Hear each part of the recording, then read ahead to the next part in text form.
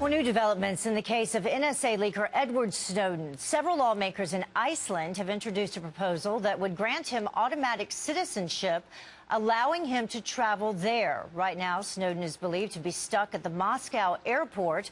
He's tried seeking asylum from more than a dozen countries. And the controversy over Snowden is just one of several messy issues rocking Washington. Our next guest says that our government is mishandling them all. DeRoy Murdoch, he's a syndicated columnist and Fox News contributor. Thank you for joining us. Heather, thanks for having me here. So first of all, let's begin with Edward Snowden. He is currently America's most wanted fugitive, and you say that the problems began with the federal prosecutors who dropped the ball in a couple of ways, allowing him to, get to Moscow in the first place. This is part of a whole pattern that I describe as something requiring a declaration of incompetence with the federal government. They can't seem to get anything right, and the Snowden example is a great one.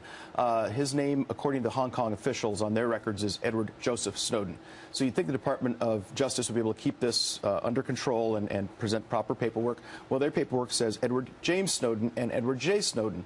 They also did not put the passport number on the extradition request, nor do they revoke his passport. So the Hong Kong authorities see all this, and they say, well, we're seeing three different names. We don't see a passport number. Can you please clarify this?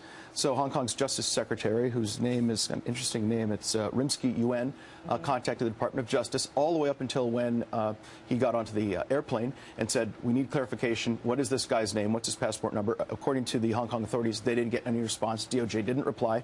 So off flies Snowden to Moscow, and we lose the opportunity to capture probably the most wanted fugitive we have in this country right now. And another point you bring up is, how Snowden got his top secret security clearance to begin with. That's right.